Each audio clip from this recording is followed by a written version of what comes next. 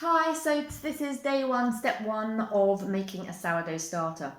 The process itself could take about a week, but it's very little hands-on and it's very, very, very easy to do.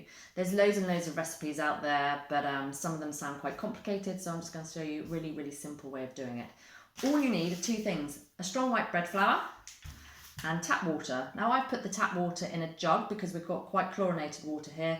So if I put it in a jug for half an hour, it allows some of that chlorine to evaporate, but it doesn't matter. So 2 ingredients. If you were to use a wholemeal flour or strong rye flour or something like that, you probably just need to alter the water level a little bit. It just needs, the darker the flour, sometimes it just needs a little bit more water. So how are we going to do it? Basically, weight for weight, you're adding the same amount. So 40 grams of strong white bread flour and 40 grams of water. You're mixing it up and you're allowing it to rest for 24 hours in a regular kitchen, just on the work surface. If it's quite warm, it's good, it'll just give it a bit of activation, but it doesn't need to be anything, too specific, just on the work surface in the kitchen. So the first time I do this, I am actually going to weigh it. And if you weigh it the first time, you actually can work out what measurements equate to 40 grams, so you don't need to use the scales every day. Now, the best one I'm going to do it in is one of these sort of kilner style jars, but you must remember to take the rubber seal off, otherwise it's like a bomb and it's ready to explode. So use one of these if you want. Another option would be a jam jar, where you just cover it with a piece of cloth and elastic band. So anything that allows the air to get in a little bit. So with this kilner style jar, without the seal on, it allows the air to get in, and it'll allow the air to get in and cultivate and ferment that flour. So I'm going to use one of these.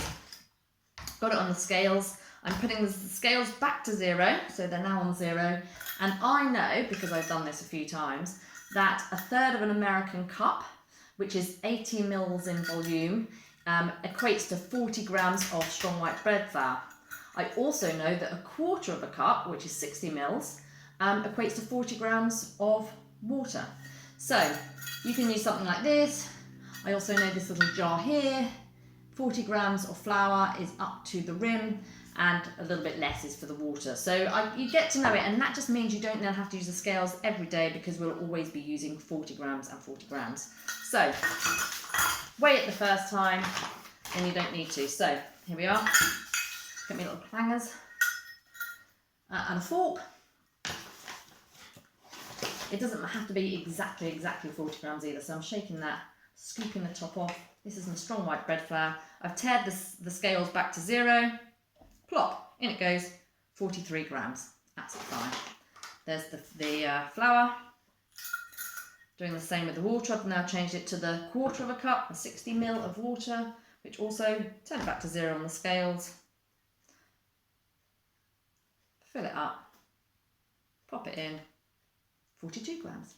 Perfect. There we go, take it off the scales. We know now what 40 and 40 is with a couple of vessels, and you don't need to use the scales each time.